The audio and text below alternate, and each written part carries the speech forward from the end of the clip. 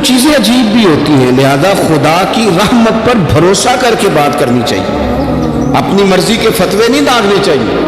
وہ دیکھو جی فلانا بندہ یوں کر رہا ہے، آپ کو پتہ ہی نہیں پوری بات کا، آپ کو علم ہی نہیں پوری بات کا۔ حضرت بہاءاللہ نقشبند بخاری رحمۃ اللہ علیہ فرماتے ہیں میں حج کرنے گیا تو وہاں میں نے ایک آدمی کو کروڑوں کا کاروبار کرتے دیکھا، تو میرے دل میں خیال ہے یہاں بھی اللہ اللہ کرنی چاہیے، تو دنیا داری کر رہا ہے۔ لیکن فرماتے ہیں حج سے فارغ ہوئے تو میں نے دیکھا وہی بندہ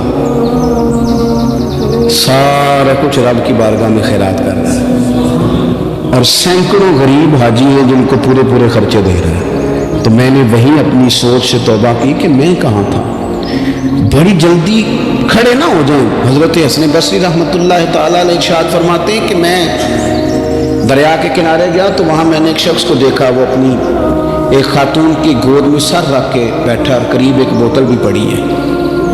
میرے دل میں معاذ اللہ خیال آیا کہ دیکھو کس انداز میں ایک عورت کے ساتھ یہ ہے، اور پاس بوتل بھی پڑی ہے، جانے شراب ہے۔ کہتے میں سوچ ہی رہا تھا کہ اچانک ایک کشتی آ رہی تھی دریا میں، وہ ہچ کو لے کھائے، کشتی میں 4-5 لوگ تھے، وہ دریا میں ڈوبنے لگے۔ وہ آدمی تیزی سے اٹھا، دریا میں چھلانگ لگائی، پہلے ایک کو نکالا، پھر دوسرا نکالا، پھر تیسرا نکالا، ایک بندہ رہ گیا۔ کہنے لگا حضور مجھے تو آپ نے گنہگار سمجھا ہے، میں تو بڑے غلط انداز میں یہاں بیٹھا ہوں، آپ نے جو سوچا چلیں گے چوتھا بندہ آپ نکالنا ہے، کرے نا یہ کام، کرے نا یہ کام۔ بڑے بھولے بھالے بڑے اللہ والے، ریاض آپ کو بس ہم ہی جانتے ہیں، اتنی جلدی فتویٰ۔ حضرت حسن بصری فرماتے ہیں میں پشیمان ہوا، میں نے کہا مجھے تیرنا نہیں آتا، تو دیر نہ کر چوتھا ڈوب نہ جائے۔ پھر تو اس نے چھلانگ لگائی، چوتھا بھی نکال لایا۔ کہنے لگا حضرت آپ نے جلدی کی سوچنے میں، یہ بی بی میری ماں ہے اور یہ سرکے کی بوتل ہے۔ ہم ماں بیٹے کا یہ مشغلہ ہے کہ یہ وہ جگہ ہے جہاں آ کے لوگ مسافر اترتے ہیں، اور یہاں سے کسی کا گھر 100 میل ہے، کسی کا 200 میل ہے۔ ہم صبح سرکہ کھجوریں روٹیاں لے کے یہاں آتے ہیں، مسافروں کی نوکری کرتے ہیں، کوئی پریشان ہو تو مدد کرتے ہیں۔ حضرت خواجہ حسن بصری فرماتے ہیں میں نے معافی مانگی، ان سے بھی مانگی، رب سے بھی مانگی۔ انہوں نے مانگ لی نا بزرگ تھے، پر ہم کو نہیں تیار مانگنے کو۔ ہم ہر وقت بدگمانیاں، وہ فلانا فلانے جرم کرتا تھا، میں اسے اب کیسے نیک مان لوں؟ بھائی اب وہ نمازی ہے، خدا کے گھر آتا جاتا ہے، اب اللہ کی بارگاہ میں حاضر ہوتا ہے، جب رب نے معاف کر دیا تو بھی سوچ بدل جا۔ سنیں حضور کیا فرماتے ہیں، نبی پاک صاحب ولاک صلی اللہ تعالی علیہ وسلم فرماتے ہیں، مسند امام احمد بن حنبل دیکھیے، فرمایا رب اس وقت بڑا ہی مسکرائے گا جب قاتل بھی جنت میں جائے گا، مقتول بھی جنت میں جائے گا۔ یا رسول اللہ مقتول تو گیا، یہ قاتل کیسے چلا گیا؟ حضور فرماتے ہیں جائے گا، اور جائے گا اور رب مسکرائے گا، جو اس کی شان کے لائق ہے۔ یا رسول اللہ کس طرح؟ تو نبی پاک صلی اللہ علیہ وسلم فرمانے لگے اس نے ایک مومن کو قتل کیا تھا، وہ شہید ہو کے جنت میں چلا گیا، اب اللہ نے بعد میں اسے توبہ کی توفیق دے دی۔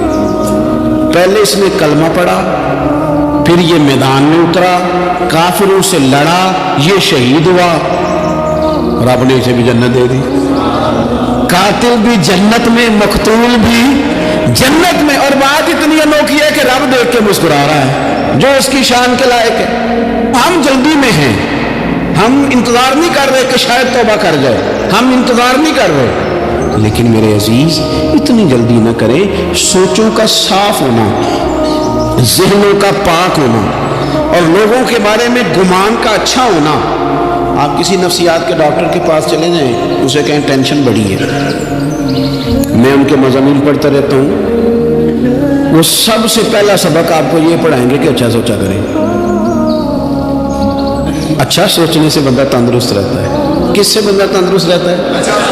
ہاں جی واقعی، یعنی اس والے پڑوسی کے بارے میں بھی اچھا سوچنا ہے، گھر میں اس والے کے بارے میں بھی، چھوٹے بھائی کے بارے میں بھی اچھا سوچنا ہے، اور بڑے کے بارے میں بھی اچھا ہی سوچنا ہے۔ یعنی اپنی برادری قبیلے کے بارے میں بھی اچھا سوچیں، جو قبیلے کا نہیں اس کے بارے میں بھی چلیں تھوڑا سا اچھا سوچ لیں۔ اپنے بارے میں تو اچھا سوچا ہے بڑا، میں کہتا ہوں کہ ہم اپنی غلطیوں سمیت اپنے آپ سے بڑا پیار کرتے ہیں، اور دوسرے کی ایک غلطی نظر آ جائے تو ہمیں گھین آنے لگ جاتی ہے۔ آپ جلدی نہ کریں، مالک نے موقع دیا ہے بندوں کو، نہ وہ کسی کا رزق چھین رہا ہے، نہ سانسیں چھین رہا ہے، وہ اپنی زمین پہ چلنے بھی دے رہا ہے، رہنے بھی دے رہا ہے۔ تو جب اس نے موقع دیا ہے، آپ بھی تھوڑا موقع دیں۔ اللہ بڑا کریم ہے، دروازے کھولے گا، اس کے بندے اس کی بارگاہ تک پہنچیں گے۔ بدگمانیاں اور پھر بدگمانیوں کا عروج اور اس لیول تک جا کے بات کر دینا ہے کہ جہاں سے خوف آئے کہ یار یہ بات نہیں کرنی چاہیے۔ کچھ لوگوں نے نا پکا ذہن بنا لیا یہ کہنے کا کہ ہاتھ بڑا تنگ ہے، پکا۔ آپ جس وقت پوچھ لیں ان کا ہاتھ اور بڑا ہی زیادہ تنگ ہے۔ آپ یقین کریں بہن کا جو خامند ہے وہ کہہ رہا ہے کہ حصہ لے کے آ، تیرے بھائیوں کی کمائی تو نہیں، تیرے ابا کی ہے، لے کے آ۔ وہ بیچاری اس کی منتیں کر رہی ہیں، کہتی ہے اگر جاؤں گی نا تو وہ کہیں گے حصہ لے گا آج کے بعد ہمارے گھر نہ، میرا دروازہ نہ بند کرو، مہربانی کرو۔ اور بھائی سے بات کرتی ہے تو کہتا ہے ہاتھ بڑا تنگ ہے، جب ٹھیک ہوگا تو دے دوں گا۔ نہ کریں گے ظلم۔ ہمارے اپنے تڑپتے رہتے ہیں اور ہماری دولتیں اندر پڑی رہتی ہیں، ہمارے اپنی چھوٹی چھوٹی ضروریات کے لیے پریشان ہوتے ہیں، لیکن ہم بڑے بڑے بہانے ہیں ہمارے پاس، کہتے ہیں یہ نکما ہے، یہ نکھٹو ہے، یہ کام نہیں کرتا، اس میں فلانا ہے، وہ فلانا ہے، بلے میں نے نہیں ساتھ چلنا۔ اظہار جب آپ کے اندر پیدا ہوتا ہے نا، اظہار جب کسی کے لیے آپ حساس ہوتے ہیں تو آپ کو بھی سرور حاصل ہوتا ہے۔ نہ کریں یہ کام کہ آپ کو اللہ نے وسعت دی ہے اور ہر وقت آپ ہاتھ تانگ ہونے کا رونا رو رہے ہیں، ہر وقت آپ یہ کہہ رہے ہیں میں بڑی آزمائش میں ہوں، جب خدا نے آپ پہ نہیں ڈالی تو اتنے جھوٹ بولنا صرف اس لیے کہ میرے پیسے بچ جائیں، صرف اس لیے کہانی سنانا کہ حالات میرے بڑے خراب ہیں کہ کوئی بندہ میرے سے کوئی تھوڑا بہت قرض نہ مانگ لے۔ سنو، نبی پاک صلی اللہ علیہ وسلم کے پاس مہمان آ گیا، بخاری مسلم ہے، حضور نے ازواج مطہرات کے گھروں میں پیغام بھیجا کچھ چیز ہے ضیافت کے لیے؟ یا رسول اللہ کچھ بھی نہیں، یہ دو جہاں کے شاہ ہیں اور پاس کچھ رکھتے نہیں، دو جہاں کی نعمتیں ہیں ان کے خالی ہاتھ میں۔ یا رسول اللہ کوئی چیز بھی نہیں۔ حضور نے صحابہ کے مجمع پہ نظر ڈالی، یا رسول اللہ صلی اللہ علیہ وسلم حکم ہو، تو حضور فرمانے لگے تم میں سے کوئی بندہ ہے جو اسے گھر لے جائے روٹی کھلائے۔ ایک صحابی اٹھے فوراً، حضور میں لے کے جاتا ہوں کھانا کھلاتا ہوں۔ فرماتے ہیں میرے گھر میں صرف بچوں کا کھانا تھا، یہ نہیں کہ فریزر بھرا ہوا ہے نعمتوں سے، صرف بچوں کا کھانا، یہ نہیں کہ کسی کو دیکھ کے اپنی ہنڈیا پہ برتن دے لیا، صرف بچوں کا کھانا۔ کہتے ہیں گھر گیا، بیوی سے کہا کیا کیفیت ہے؟ کہنے لگی بچوں کی روٹی ہے۔ میں نے کہا بچے سلا دے، صبح ناشتہ کر لیں گے۔